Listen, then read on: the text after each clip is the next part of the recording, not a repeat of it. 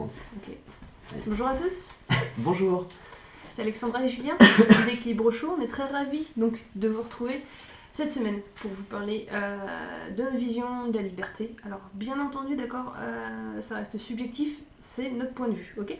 Donc la liberté, c'est définitivement devenu la discipline à la mode. On en retrouve un petit peu partout, que ce soit dans le spectacle ou dans les gens qui veulent faire de la liberté. C'est très bien, ça montre que les mentalités évoluent. Cependant, nous on trouve qu'il y a certains abus qui sont faits avec cette soi-disant liberté.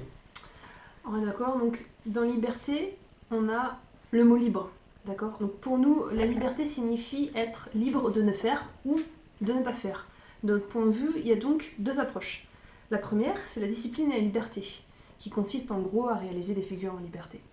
La deuxième, c'est la philosophie liberté, qui consiste à donner à son cheval le droit de choisir. Donc pour nous, l'idée, c'est bien de ne pas les séparer, hein, c'est bien de les associer.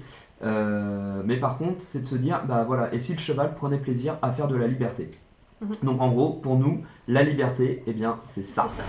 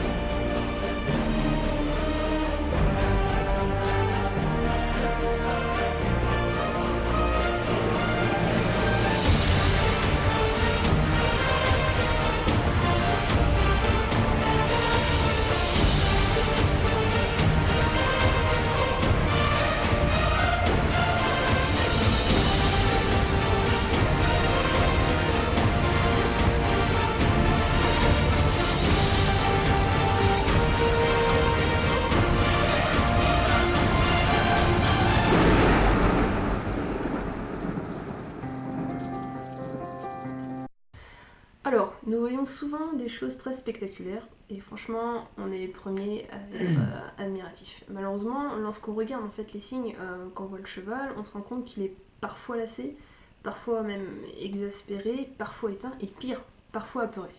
Alors vous allez me dire, mais comment est-ce qu'on fait pour voir que lire ces signes en fait de chevaux qui sont agacés, apeurés?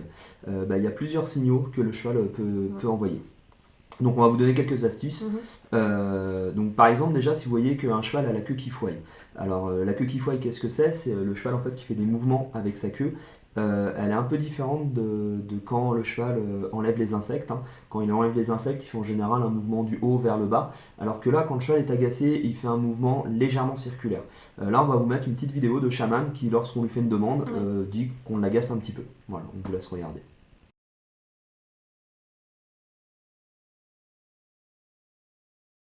De même, si le cheval a les oreilles plaquées en arrière, les mâchoires serrées, les naseaux pincés, là on est clairement dans des signes d'agacement, de frustration, voire même de colère. Alors on peut se poser la question, la liberté est-elle censée être spectaculaire ou est-elle censée être magique? Personnellement, nous, on est souvent décriés par un demande de technicité, c'est clair. Mais la liberté doit-elle être une agglomération de technicité ou une agglomération de complicité? Vaut-il mieux un pas espagnol exécuté à la perfection, quitte à toucher à chaque mouvement avec un stick, ou un pas espagnol plus naturel, ample, fluide, tout cela sans artifice? On va vous montrer deux vidéos, une de Shaman, comme vous pouvez voir, le stick ne touche jamais le cheval, et une de Samy, où il n'y a même pas de stick.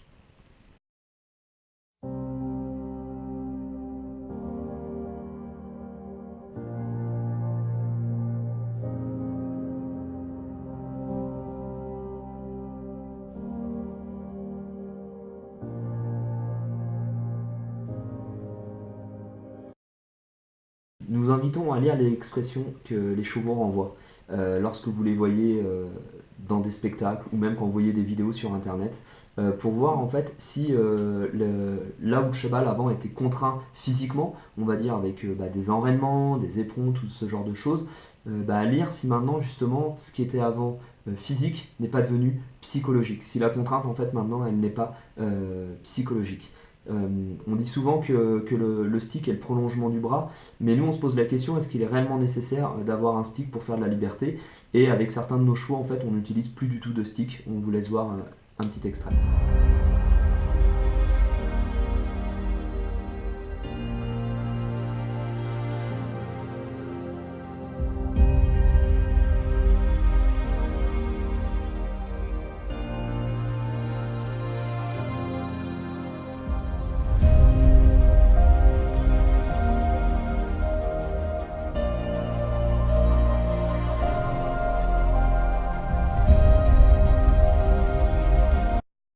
Alors, il y a une vingtaine d'années, il semblait impossible d'avoir un cheval en totale liberté sur une piste.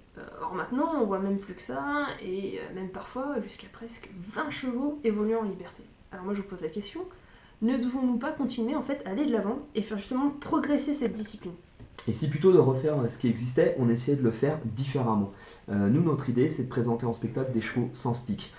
Donc on le fait déjà avec Valentin. Avec Shaman, ça commence à le faire à la maison. Donc quand on est en spectacle, on garde quand même le stick, on va dire, pour une petite sécurité. Mais nous, l'idée, c'est vraiment, à terme, de présenter des numéros que sans stick, pour montrer en fait qu'on peut sortir un cheval en spectacle, ou même faire des démonstrations, et tout ça basé que sur la complicité, parce qu'il ne faut pas se mentir, s'il n'y a pas de stick, ça veut dire que tout est basé sur la complicité, et le cheval est réellement libre, il est libre de rester avec nous, ou clairement de se barrer, de dire bah non, moi, je m'en vais. Et donc, évidemment, on n'est pas contre le stick, on ne va pas critiquer les gens qui utilisent un stick, ou le stick. Nous, ce qu'on veut, c'est essayer de s'en passer. Et par contre, ce qu'on ne veut pas entendre parler, c'est entendre parler de complicité quand on voit des chevaux qui ont les signes qu'on vous a dit tout à l'heure, c'est-à-dire qu'on les oreilles plaquées en arrière, les culs qui foillent à tout va, les mâchoires serrées, les naseaux pincés. Pour nous, non, c'est clairement pas de la complicité, on est dans de la contrainte psychologique. Ouais, on est contre l'abus du stick aussi. Oui, trop souvent utilisé, vraiment c'est ça. trop souvent. Alors, faut pas se mentir. Comme vous disiez Julien, ces signaux envoyés par les chevaux sont le résultat malheureusement d'une lassitude, due sans doute à un entraînement trop répétitif, des demandes trop insistantes. Pour nous, lorsque nous voyons certains chevaux en séance dite de liberté ou en spectacle, ce qu'en fait nous on voit c'est reste avec moi, sinon ça va être vraiment super inconfortable, quoi. Donc en fait, dans ce cas-là, est-ce qu'on peut vraiment parler de complicité? Donc là, ça n'engage que nous. Pour nous, on n'est clairement pas dans la complicité, on est dans le dressage. Nous, on ne parle pas de dressage, on parle d'interaction positive. Ouais. Et là, vous allez me dire, ok, c'est bien beau ce que vous dites, mais comment est-ce qu'on fait pour que le cheval il reste avec nous? Alors déjà, pour nous, la liberté, que le cheval s'en aille, ça fait partie du jeu. Par contre, ce qu'il faut, c'est qu'il revienne, qu'il ne nous oublie pas, en fait. Donc en gros, nous, très souvent, on filme nos séances d'entraînement, pour déjà essayer de se dire waouh, à quel moment on a merdé pour que le cheval en fait finalement il parte, parce que souvent si le cheval part c'est qu'on met trop d'inconfort. Donc une fois qu'on a compris pourquoi le cheval part, ce qu'on fait nous c'est qu'on réprimande jamais le fait qu'il parte, par contre on récompense toujours le fait qu'il revienne, et très rapidement le cheval finit par se dire ok, quand je reviens c'est cool, quand je pars je me mets dans l'inconfort puisque je suis obligé de faire du mouvement, je me mets au galop tout seul ou je m'en vais, c'est pas forcément confortable. Donc voilà, nous notre astuce c'est ça, c'est de récompenser le fait que le cheval revienne. Voilà, donc on espère que cette vidéo vous a plu. Si vous avez des questions, vous n'hésitez pas à commenter ce post. N'hésitez pas à partager cette vidéo, à liker la page de la Team CatDog. Si vous voulez suivre nos actualités, n'hésitez pas bien sûr à liker notre page Facebook Équilibre Show. Bien sûr, ça fait toujours plaisir. La prochaine fois, qu'est-ce qu'on va aborder? On va aborder 10 idées reçues en fait dans le monde du cheval. Voilà. Et de même, si vous n'êtes pas d'accord, évidemment, vous avez le droit de ne pas être d'accord. Oui, on est ouvert là-dessus, c'est ça qui permet d'avoir de la conversation. Par contre, ce qu'on va vous demander, c'est de mesurer vos propos, parce que malheureusement, sur les réseaux sociaux, les gens se lâchent un peu derrière le clavier, ils sont parfois très virulents, voire même agressifs, vulgaires. Donc nous, voilà, c'est pas ce qu'on recherche. Évidemment, vous avez le droit d'exprimer votre désaccord, par contre, restez courtois. Voilà, c'est tout ce qu'on vous demandera. Et puis pour finir, pour rester sur une petite note positive et de bonne humeur, on vous montre notre petit Valentin qui nous a, ce qu'on pourrait dire, pété un plomb en plein spectacle, et nous on adore ça. Allez, des bisous. À plus.